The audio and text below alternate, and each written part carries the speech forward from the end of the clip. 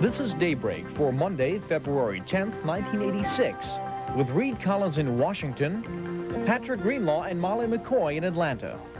The commission investigating the Challenger disaster will meet behind closed doors today. The panel has requested all NASA internal documents on the suspected seals in Challenger's solid fuel rocket boosters. The hunt for those rockets continues in the Atlantic. CNN's John Zarrella reports. Nearly 2 weeks after the worst space tragedy in history, attention now appears to be completely focused on a possible failure in the right side solid rocket booster. The piecemeal evidence gathered so far points to the SRB as the most likely triggering factor in the Challenger accident. The New York Times reports that NASA documents showed that shuttle program officials have known of potentially dangerous problems with the rubber seals or O-rings, which keep the fuel from leaking from joints which connect sections of the SRB. The Times article quoted a memorandum from a NASA analyst who said that flight safety was, quote, being compromised by potential failure of the seals, and, quote, failure during launch would certainly be catastrophic. Last Thursday, at the first meeting of the Presidential Commission, Judson Lovingood, Deputy Director of the Shuttle Program at the Marshall Space Flight Center, acknowledged that seal damage had been found after previous flights. We have seen some evidence of what we call blow by those seals, some erosion of those seals. The primary seal. We've never seen any erosion of the secondary seal. But we have seen evidence of soot in between the two seals. But some rocket experts don't believe the catastrophic accident could have been caused by a single failure in the SRB. Gary Flandreau, former consultant to Morton Thiokol, which manufactures the rocket booster. The kinds of seal failures they have mentioned there have probably been occurring right from the time of the first flight and didn't cause destructive failure. So it may be that it's a combination of things. Perhaps the cold weather was one of the factors. In fact, last week, engineers at Morton Thiokol said cold weather could have caused the O-rings to stiffen. If that happened, it would have prevented a tight seal and possibly allowed gases to escape. One theory is that the escaping plume might have heated Challenger's external tank enough to increase the pressure in the tank to the point of rupture and the subsequent explosion. Although most of the available evidence and speculation is pointing to the SRB, it is not likely that NASA will be able to come to any positive conclusion until it finds and examines the rocket booster, which is still submerged somewhere in the Atlantic. John Zarrella, CNN, at the Kennedy Space Center in Florida. NASA has now formally canceled the next 3 scheduled space shuttle flights. They were to have taken place in March and May of this year. The Air Force says it is still preparing for a shuttle launch from its new facilities in California, currently on the calendar for July, but the general feeling is the next launch is 8 to 12 months away. The commission investigating what happened to Challenger is busy trying to keep up with all the explosion theories already in the public domain. ABC's Lynn Scher is in Washington. NASA's top brass showed up as requested today, bearing documents and data related to the shuttle explosion. We're coming to respond to the commission and provide them information they have for. And Commission Chairman William Rogers publicly tried to downplay any hard feelings towards the space agency. I think this story made it appear possibly that there was some lack of cooperation between NASA and the commission. That's not the case. But privately, members of the Blue Ribbon panel were clearly annoyed that they had to read in the newspaper that NASA engineers have been concerned for some time about seals in the solid rocket boosters, a possible cause of the accident.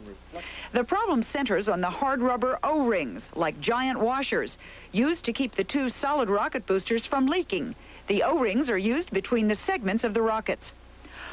According to the memos published in the New York Times, examination of empty rocket boosters recovered from 12 previous flights showed some seals had been burned through by the intense rocket flame.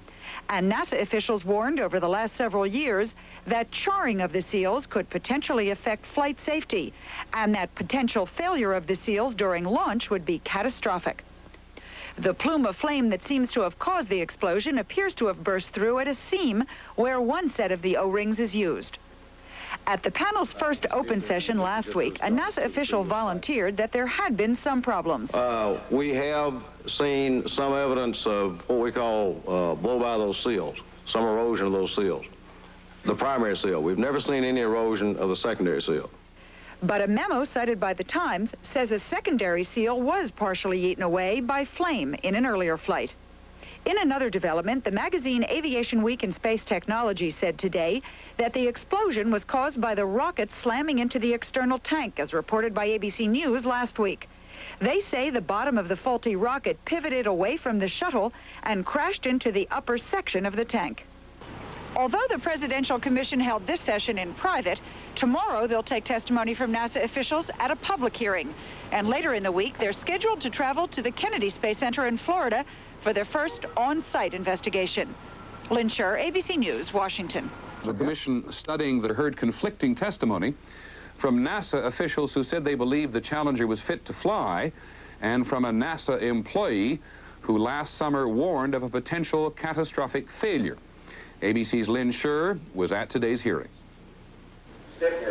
The focus of today's commission meeting was seals, specifically the twin rubber O-rings designed to keep solid rocket fuel from leaking out of the metal casing. NASA officials admitted that examination of boosters retrieved from previous flights indicated some failures of the seal system at the field joint, the spot where two segments are joined and where the flame appeared that may have caused the shuttle explosion. There were 7 instances of hot gas jets searing through the putty lining and causing partial erosion of the primary O-ring. There were 2 instances of soot deposits behind the primary O-ring. And although NASA says a secondary seal was eroded only once on a different joint, they never observed the sort of complete burn-through that could have triggered Challenger's demise. In any event, they said their own testing had assured them the seals were still holding and they had plenty of margin for safety. We could take 3 times what the maximum amount of erosion that we had observed, and thus we concluded that that was a acceptable situation. That's not what NASA employee Richard Cook said in a memo to his boss last summer. He wrote of potential failure of the O-rings that could be catastrophic. Today, Cook testified that as a controller, he'd written the memo for budgetary reasons. But under intense questioning from Chairman William Rogers, he explained, I wrote it because I felt that it was a serious enough situation that until these various issues were resolved with the SRBs, that they had to be taken care of before the shuttle could safely continue. Shuttle Administrator Jess Moore says some of the points in the memo are exaggerated. And NASA insists that the O-rings are not necessarily the cause of the Challenger explosion. They are, however, still candidates, along with everything else on the 51L mission. Lynn Scher, ABC News, Washington. This is Daybreak for Wednesday, February 12th, 1986. Today in Washington, NASA investigators hold a news conference to tell the public what the agency knows so far about what caused the Challenger tragedy. That news conference begins at 10 a.m. Eastern, 7 Pacific. CNN brings you live coverage. Meantime, the Presidential Commission appointed to investigate the shuttle disaster heard testimony from NASA officials yesterday. The head of NASA's Shuttle Propulsion Group said the doomed Challenger was safe to fly, according to NASA's calculations. Time during that period did any of my people come to me, give any indication that they felt like there was any safety of flight problem in their area. But NASA officials also told that panel that the space agency had done lots of testing last year because of concern about the shuttle rocket boosters. That equipment is fast becoming key to the Challenger investigation, as John Getter reports.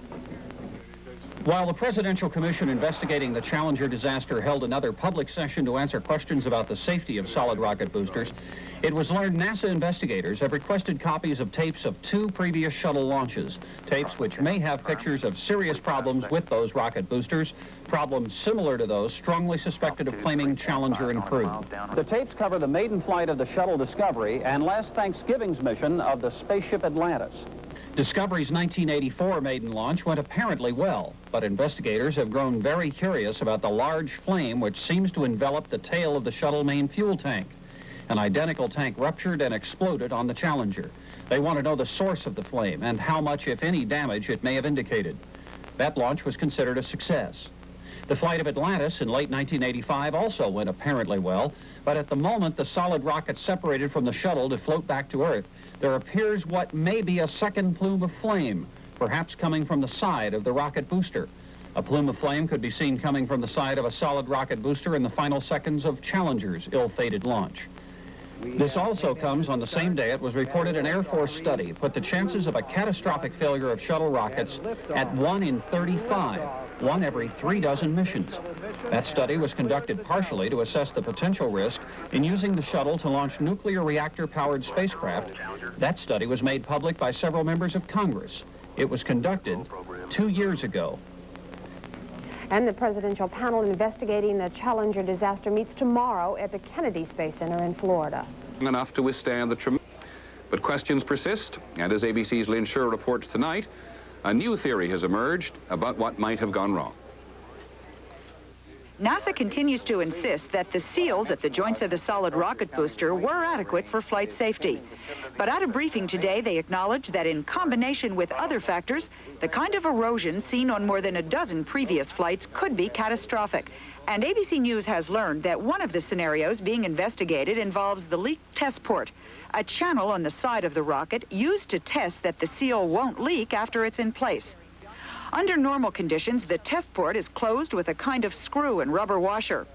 But if that screw were not in place or were not properly tightened, the hot gas from the rocket could puncture the putty surrounding the O-ring and escape. If there was blow by the primary O-ring, you would have a continuous flow out that port, and there would be no termination of that, and erosion would continue on the primary O-ring until it was destroyed. The flame on Challenger's right booster seems to have come from an area near the leaked test port, and NASA is considering that possibility along with others. In a related development, the Aerospace Safety Advisory Panel, an oversight group reporting on NASA before the Challenger explosion, today said that the space agency's plans to launch 18 flights a year was currently not within reach. But they patted NASA on the back for its flight safety record. I think we have all seen that NASA has never compromised any safety in anything at all. Tomorrow morning, the Presidential Commission goes on its first field trip to the Kennedy Space Center in Florida. A staff member describes it as mostly a show-and-tell session. And one of the processes that commissioners have asked to be shown is how the solid rocket boosters are fastened together. Lynn Sherr, ABC News, Washington. This is Daybreak for Thursday, February 13th, 1986. In a couple of hours, the commission investigating the shuttle Challenger disaster arrives to inspect facilities at Florida's Kennedy Space Center. Yesterday, the commission released documents showing NASA waived a critical backup system for the shuttle 3 years ago. A NASA memo allows shuttles to continue flying despite the fact that without a backup, the failure of the so-called O-rings on the rocket boosters would be disastrous. It is possible such a failure may have caused the shuttle tragedy. Cold weather may hurt the functioning of the O-rings, which are supposed to prevent dangerous leaks in the rocket boosters. But on the cold morning of Challenger's doomed launch, NASA finally decided the weather did not pose a safety threat. The initial recommendation of the FICOL engineering was that we should launch within our experience base, which was that the O-ring temperature should be 53 degrees. An analysis was made that concluded then that that should we compromise the primary ring, that the secondary ring would seat as it has done in the past, even under those temperature conditions. Other NASA documents made public yesterday show the contractor making the rocket boosters was so concerned about their safety that the company proposed 43 design changes for them left. NASA believes it may have found the Challenger's right rocket booster, but it will take a day or two before photos of the underwater wreckage can make a positive identification. We get the latest on the search for the debris and the cause of the shuttle mission disaster from CNN's Brian Nelson at the Kennedy Space Center. NASA believes that a small four-man submarine may have located parts of the Space Shuttle Challenger's right solid rocket booster.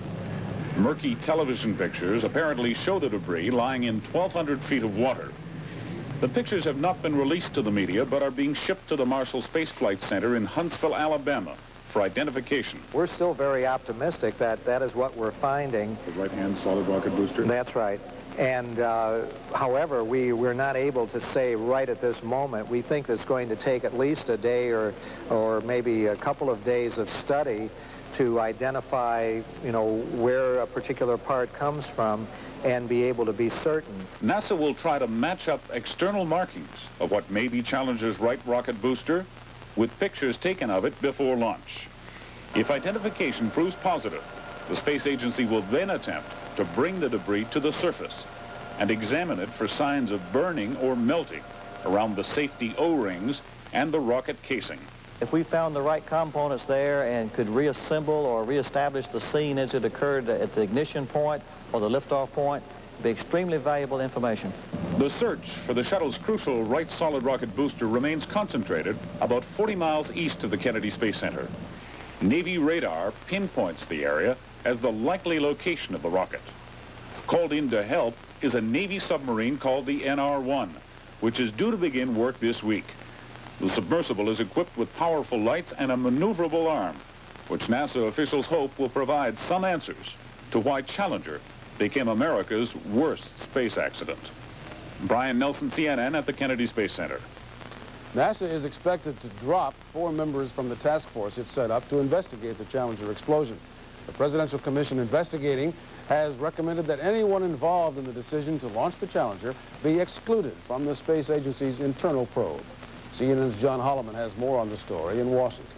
The people who have been most visible in NASA's investigation of the Challenger accident are now being removed from the probe. Among those leaving are Jess Moore, Associate Adminis Flight, Richard Smith, Director of the Kennedy Space Center in Florida, William Lucas, who heads the Marshall Space Flight Center in Alabama and who is in charge of solid rocket booster approval, and Arnold Aldrich, manager of the shuttle program at Johnson Space Center in Houston. The private contractors who do the actual work of assembling the shuttle and its components have also been put on notice that some of their employees may also be removed. Presidential Commission Chairman William Rogers asked NASA to remove those directly involved in the decision to launch Challenger because the decision-making process may have been flawed.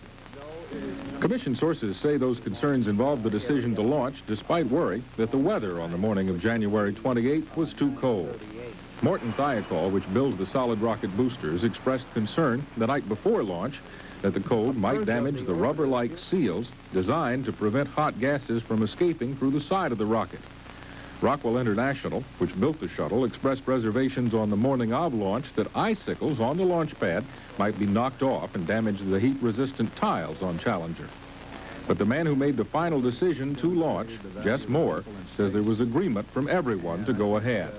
The people in the forefront of the investigation will testify in Congress tomorrow. Commission Chairman William Rogers and former astronaut Neil Armstrong will join NASA Acting Administrator William Graham and Jess Moore to talk about progress so far in finding out what went wrong. Graham is expected to announce how he's revamping the space agency's internal investigation to avoid conflict of interest. John Holloman, CNN, Washington.